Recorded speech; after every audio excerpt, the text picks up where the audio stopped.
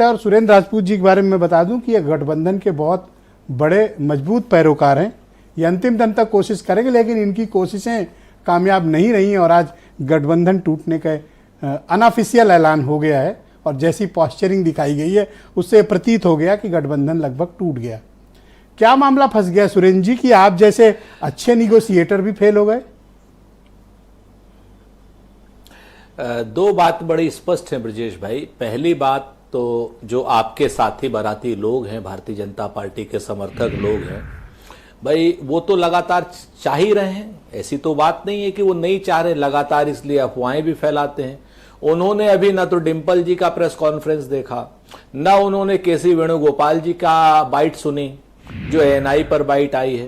तो दोनों लोगों ने एक ही बात कही कि कुछ समय की बात है, कुछ देर की बात है, अभी गठबंधन फाइनल स्टेज पर सीट शेयरिंग है, अभी हो जाएगी। हाँ, ये बात सच है कि कुछ सीटों को लेकर के मतभेद हैं।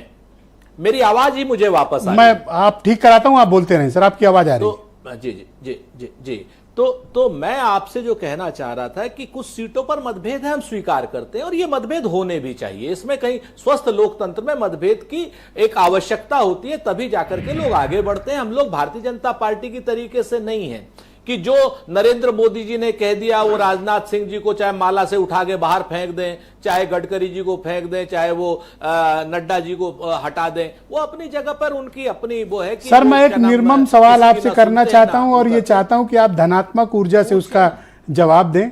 निर्मम सवाल ये है कि जो दल, जो गठबंधन, जो अलायंस अपनी सीटों का बंटवारा नहीं कर सकते हैं, जनता उन पर कैसे भरोसा करके वोट देगी सर?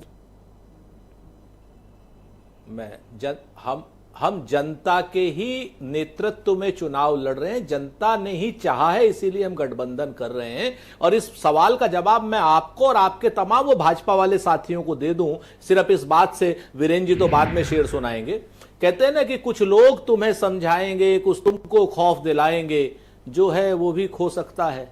इस राह में रहजन है इतने, कुछ और यहां हो सकता है, कुछ और तो अक्सर होता है, पर तुम इस पल में जिंदा हो, ये पल तुम में जिंदा है। ये वक्त नहीं फिर आएगा, तुम अपनी करनी कर गुजरो, जो होगा देखा जाएगा। हम जनता के साथ लोकतंत्र को चंडीगढ़ जो शेर आप हम लोगों को सुना रहे हैं, तरीके से ये सीटों के निगोशिएशन के वक्त आप समाजवादी पार्टी के नेताओं को सुनाकर उनसे अपनी सीटें फाइनल क्यों नहीं करते हो सर?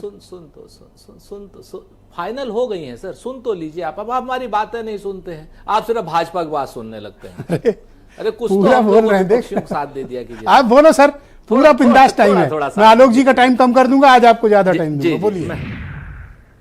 मैं आपसे 3-4 चीजें बड़ी साफ कह सकता हूं कि जो क्या नाम भारतीय जनता पार्टी का चंडीगढ़ टाइप का लोकतंत्र मॉडल है, जहां पे वो 25% 8 वोटों को गलत साबित करके 25% की जो आज तमाचा मारा है करारा, भारतीय जनता पार्टी को इस्तीफा दे देना चाहिए नरेंद्र मोदी जी को। जो चंडीगढ़ मेयर इलेक्शन में सुप्रीम कोर्ट ने तमाचा मारा है, उन्होंने कहा कि भाई इस तो आप लोग फ्रॉड हो। सर वो सब ठीक है, पर मुझे बताओ किस हक से आप मुरादाबाद की सीट मांग रहे हो? आपका क्या है मुरादाबाद में? किस हक से आप बिजनौर की सीट मांग रहे हो और किस हक से आप देवरिया की सीट मांग रहे हो सर? इसीलिए तो आपके गठबंधन की हालत है सर।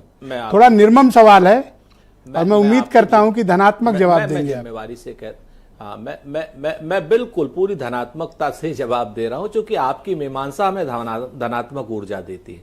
मैं आपसे बड़ी साफ बात कहता हूं, मैं तो कहता हूं कि हाँ हमारे अंदर मतभेद हैं, हाँ हम बातचीत कर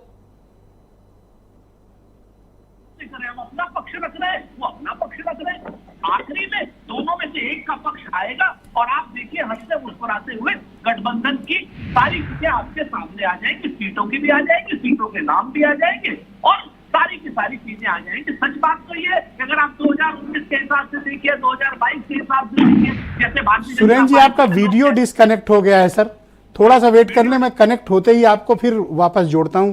आपका वीडियो नेटवर्क कुछ डिस्कनेक्ट हो गया है, मैं वापस जोड़ूंगा और आपसे फिर इन सवालों